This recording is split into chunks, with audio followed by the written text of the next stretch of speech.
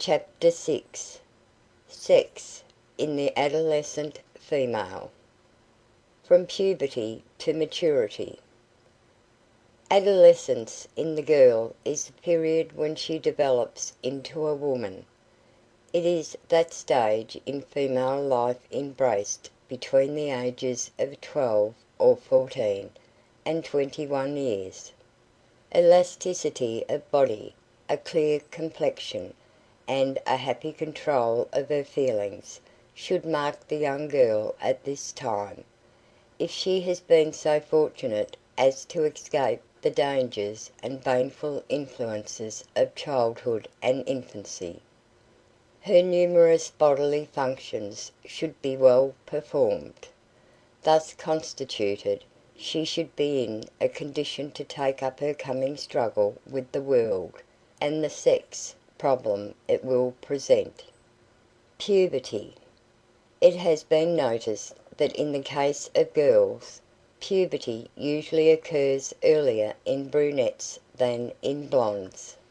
In general, it makes its appearance earlier in those of a nervous or bilio-nervous temperament than in those whose temperament is phlegmatic or lymphatic. In the United States, 14 1/2 years is the usual age of puberty in girls. In tropical lands, however, it is not uncommon for a girl to be a mother at 12. Country girls, and boys, usually mature several months or a year later than those living in cities. Too early a puberty in girls may well arouse concern. It usually indicates some inherent constitutional weakness. Premature puberty is often associated with premature decay. The signs and changes of puberty. In the girl, the sign of puberty is the growth of hair about the pubes, private organs, and armpits. Her whole frame remains more slender than in the male. Muscles and joints are less prominent, limbs more rounded and tapering. Internal and external organs undergo rapid enlargement locally. The mammæ, the breasts, enlarge, the ovaries dilate, and a periodical uteral discharge, menstruation, is established. Menstruation. No young girl should feel alarmed if, owing to the negligence of her parents or guardians to prepare her, she is surprised by this first flow from the genital organs. Puberty is the proper time for the appearance of menstruation. This is the periodical development and discharge of an ovule, one or more, by the female, accompanied by the discharge of a fluid known as menses or catamenia. Menstruation, in general good health, should occur about every 28 days or once in 4 weeks. This rule, however, is subject to great variation. Menstruation continues from puberty to about the 45th year, which usually marks the menopause, or change of life. When it disappears, a woman is no longer capable of bearing children. Her period of fertility has passed. In rare cases, menstruation has stopped at 35, or lasted till 60. Hints for observance during menstruation. When the period arrives, a girl or woman has a feeling of discomfort and lassitude.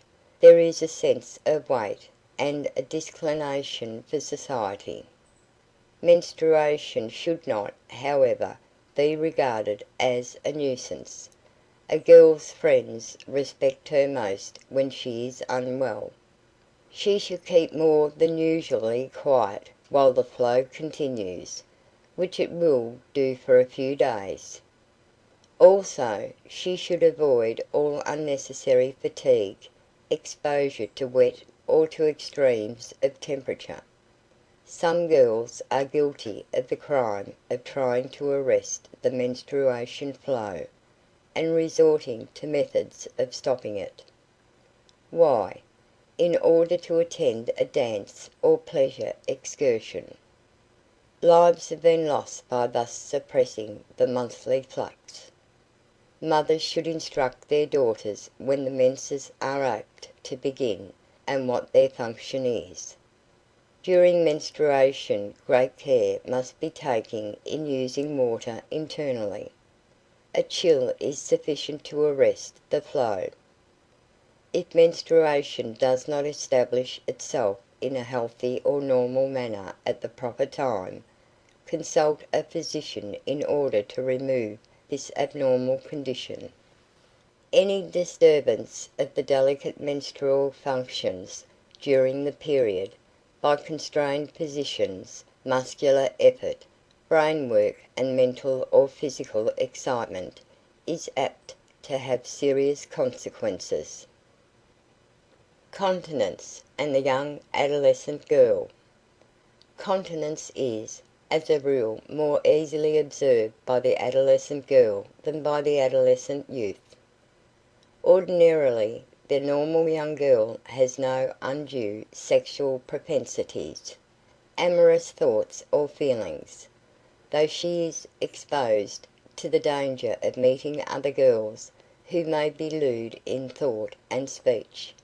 In the houses of friends or at school, she is not apt to be carried away by their example. Yet even a good, pure-minded young girl may be debauched, especially during adolescence. The easy observance of natural continence depends greatly on the proper functioning of the feminine genital organs. These may be easily disturbed. The syringe used for injections, for so-called purposes of cleanliness, is in reality a danger. The inner organs are self-cleansing. Water or other fluids cast into them disorder the mucous follicles, and dry up their secretions, preventing the flow out of some nature's necessities. A daily washing of the inner organs for a long period with water also produces chronic leukorrhea. Why young girls fall.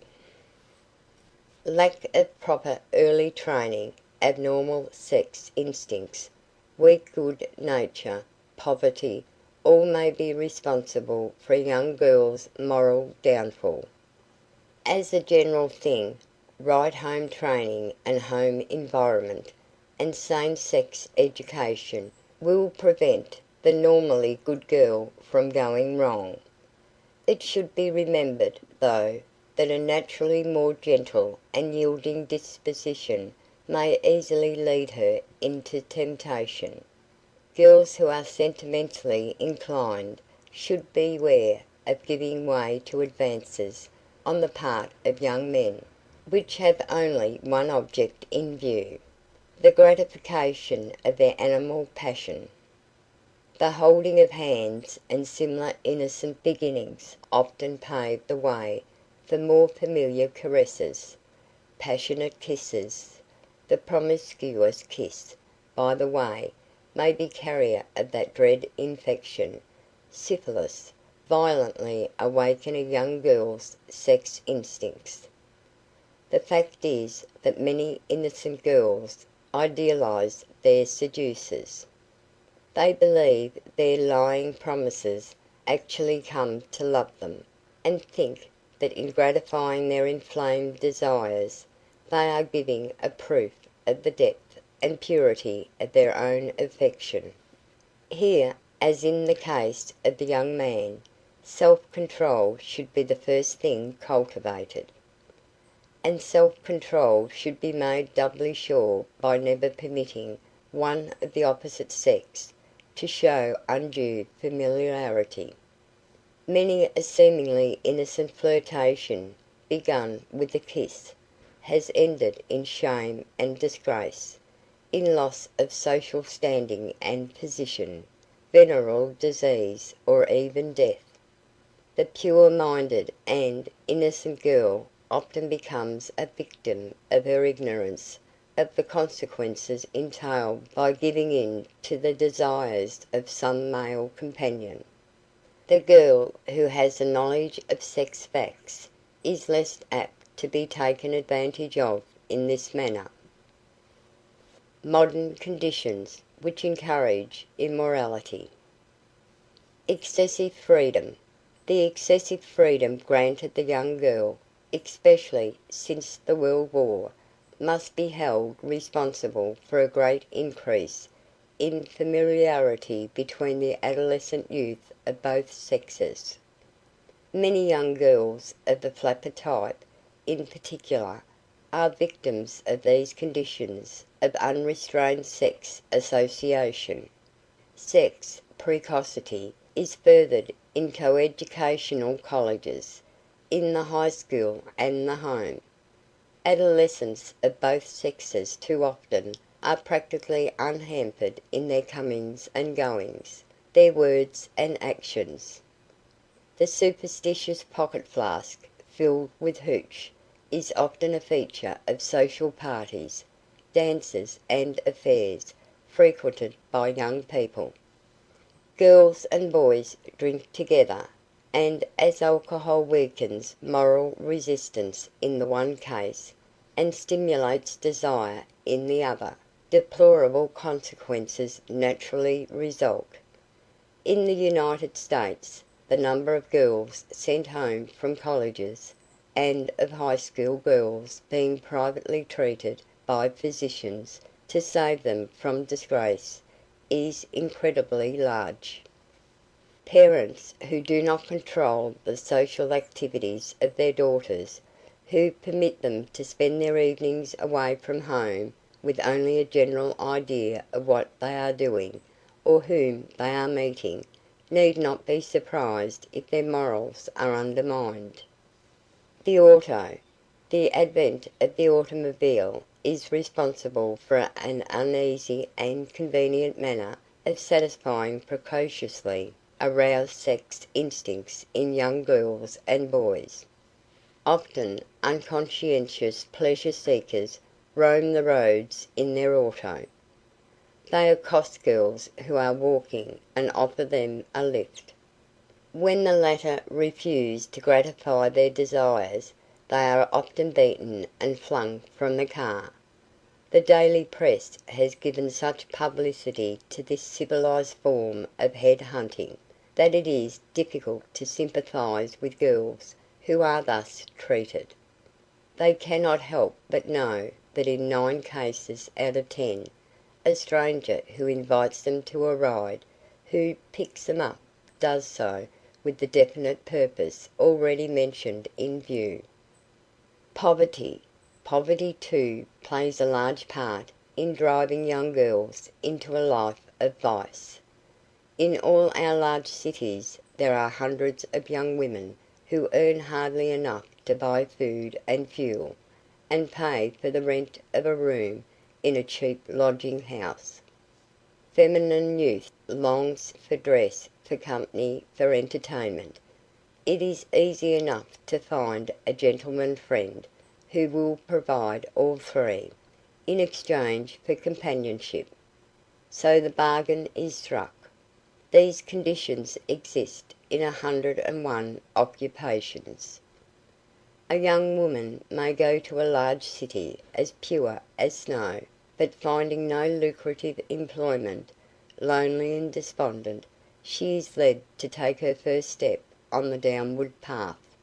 Soon daily contact with vice removes abhorrence to it. Familiarity makes it habitual, and another life is ruined. The heartless moral code of the cynical young pleasure-seeking male is summed up in the cant phrase anent woman, find and forget. It is these girls who are victimized by their lack of self-restraint or moral principle, their ignorance or weakness, who make possible the application of such a maxim. Virginity. Both mental and physical purity are rightfully required of the young girl about to marry. How shall she acquire and maintain this desirable state of purity? The process is a simple one. She must let a knowledge of the true hygienic and moral laws of her sex guide her in her relations with men. She must cultivate clean thought on a basis of physical cleanliness. She need not be ignorant to be pure. Men she should study carefully. She should not allow them to sit with their arm about her waist, to hold her hand, to kiss her. No approach nor touch beyond what the best social observance sanctions should be permitted. Even the tendernesses and familiarities of courtship should be restrained. An engagement does not necessarily culminate in a marriage, and once the foot has slipped on virtue's path, the error cannot be recalled. These considerations, together with those adduced in the preceding section, Why Young Girls Fall, are well worth taking to heart by every young woman who wishes to approach matrimony in the right and proper way. End of Chapter 6.